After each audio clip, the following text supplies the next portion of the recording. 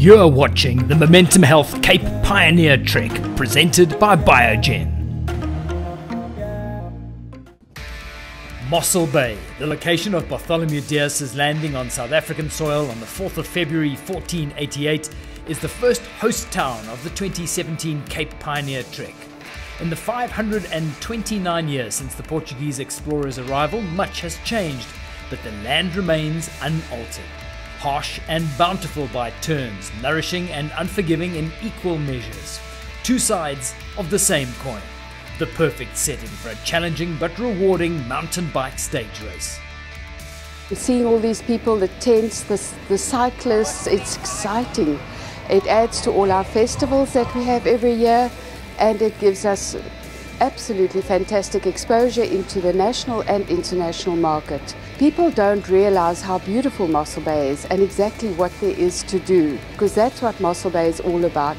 Have a wonderful holiday, come here, see what there is to do. You just can't go wrong. You have to holiday in Mossel Bay. The opening stage of the race proved a day of beauty, with Africa displaying her benign side. A soft, soaking rain dampened the thirsty soil, placating the dust which would otherwise have been whipped up by 500 mountain bike tyres rolling across the parched, drought-stricken earth.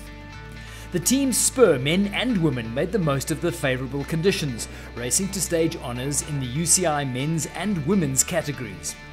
Alan Hatherley and Matt Beers, riding for the Team Spur Red E, claimed victory in the men's race, striking in the final 10 kilometres to establish a 55-second buffer over their nearest rivals. In the women's race, the 2013 Cape Pioneer Trek champion Ariane Luthi and her Team Spur Valencia partner Amy McDougall were imperious throughout the stage, racing to a comfortable stage win. With 6 stages remaining in the 2017 Momentum Health Cape Pioneer Trek, this is how the UCI category's general classification was shaping up.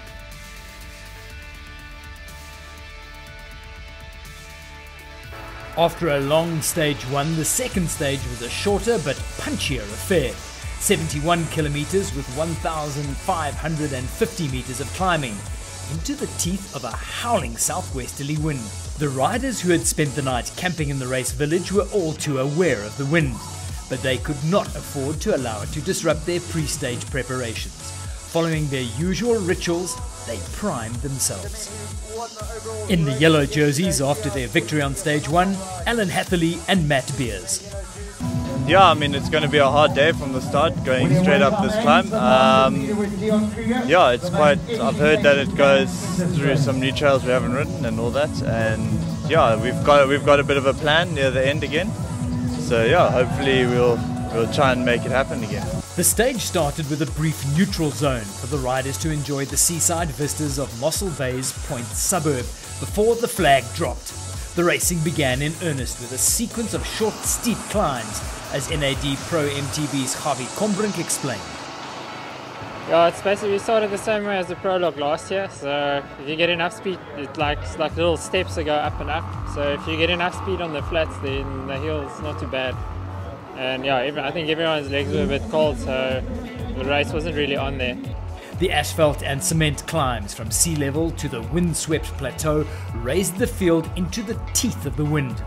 Though the pace was not particularly fierce on the flat roads, as soon as the route pointed downhill, Marek Rauchfuss came to the fore, reveling in the descents. His partner Yuri Krivanek was not as enthusiastic. Krivanek punctured, and the Czech pairing dropped out of contention for stage victory as a result.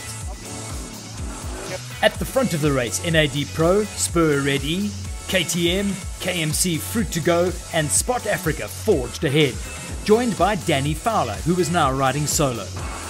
In the women's race, Amy McDougall and Ariane Luthi were working to exert pressure on Team Ascendus Health's combination of Robin de Groot and Sabine Spitz. De Groot again looked to be struggling, riding within herself to protect her injured leg. But in a 7-day stage race, every second is hard fought. With that in mind, Spur Red E had to follow NAD Pro's aggressive daredevil descending, while the teams further down the GC were more circumspect. Yeah, I think with a 7-day stage race like this, anything can happen. You get a puncture and you lose 30 seconds straight away. So I would definitely say we're going to have to plan it wisely and finish with the front guys. Obviously now, closest to us, they can't get away, so we're going to have to play it smart and stay with them all the way to the finish, and yeah, maybe sprint at the end, you never know.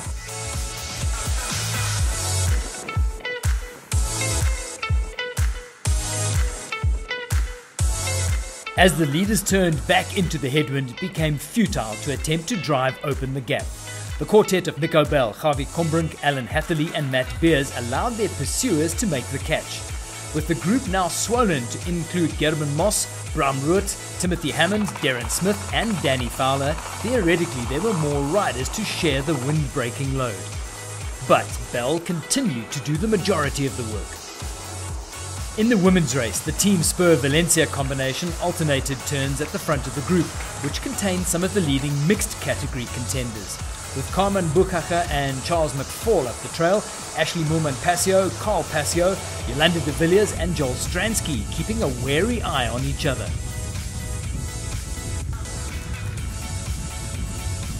The leading men were also watching and waiting, biding their time in the wind. Typical Cape day, lots of wind. Yeah, the race was either into a headwind or a tailwind, so it made it quite hard to attack. With the headwind, yeah, everyone tries to save a bit, so yeah, there's no point in pacing flat out into the wind because everyone's just sitting in your slip having a free ride. So it was a bit of cat and mouse today. Yeah, no, it was a windy day. It felt like we actually rode in the wind about the whole stage until we started coming home. Even when we were coming home, it was still headwind, and yeah, not a lot of guys wanted to do work. NAD were pulled a lot today. They rode a hard day. Yeah, they were good sportsmen and kept the pace going. Normally we're better in the wind, me and Matt Beers. I think obviously Matt Beers and Alan, so today, it's a route that suited them, but they just wanted to save energy for tomorrow's stage. It's going to be quite hard. So yeah, obviously we just had to do a lot of work and just keep the pace high and to make everyone's legs tired today. With NAD Pro setting the pace, the leaders entered the Bergsig Game Reserve, where big game roams free. The wind and the technical climbs began to take their toll in the women's race. Ariane Lutti and Amy McDougall kept up their pace. But Robin de Groot began to suffer, and she and Sabine Spitz started to lose time on the Team Spur Valencia pair. Lutti and McDougall forged ahead, undaunted by the rugged terrain, gaining time on technical jeep track and smooth district roads alike. The pace set by NAD Pro with the help of Spur Ready eventually told in the wind, and Darren Smith cracked. Pretty much the main climb of the day after the water point. It was NAD and us Team Spur Ready that broke away, and then we pretty much just time trialed rotating between each other until the final two kicks here just before the finish. Smith's crack put his Spot Africa team out of contention, leaving just the KMC Fruit to Go riders to compete with NAD Pro and Alan Hatherley's Spur Ready. The succession of technical climbs finished the work the headwind had begun. Shortly after Spot Africa could no longer hold the wheels of the pace-setting NAD Pro, the Dutch duo Gerben Moss and Bram Root also dropped off the lead group. With the lead group down to 2, it appeared that the stage would come down to a sprint finish.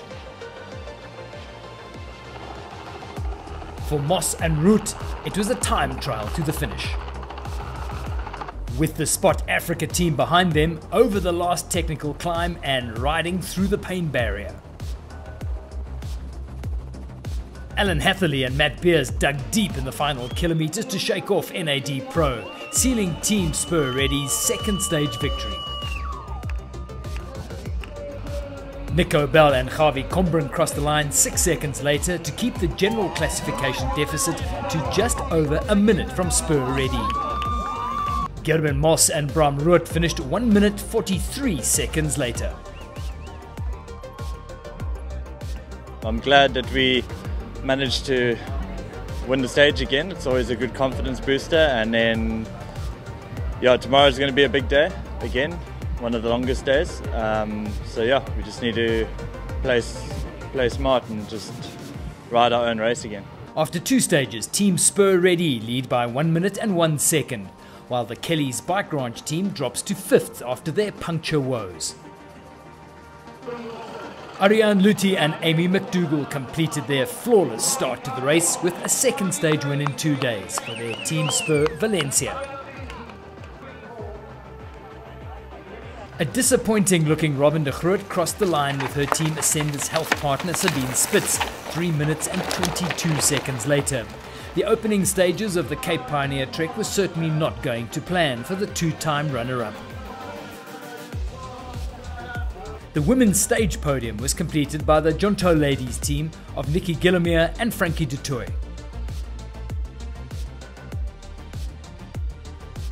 After 2 stages, the Spur Valencia combination lead Team Ascenders Health by 7 minutes and 8 seconds. The 3rd stage of the 2017 Momentum Health Cape Pioneer Trek presented by Biogen is the race's first journey stage. Traversing the foothills of the Outeniqua Mountains from Mossel Bay to George, it takes in 2,000 meters of climbing in the 99-kilometer distance.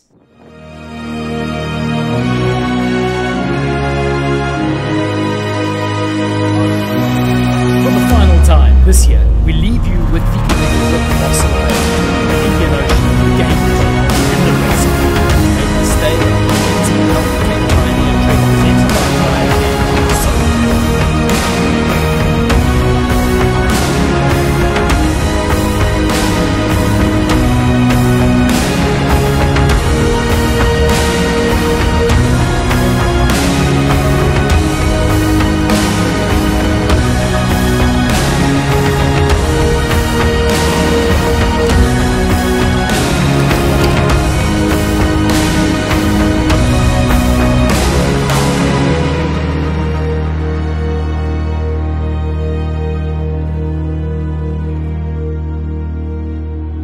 Cape Pioneer Trek presented by Biogen. You're watching the Momentum Health Cape Pioneer Trek, presented by Biogen.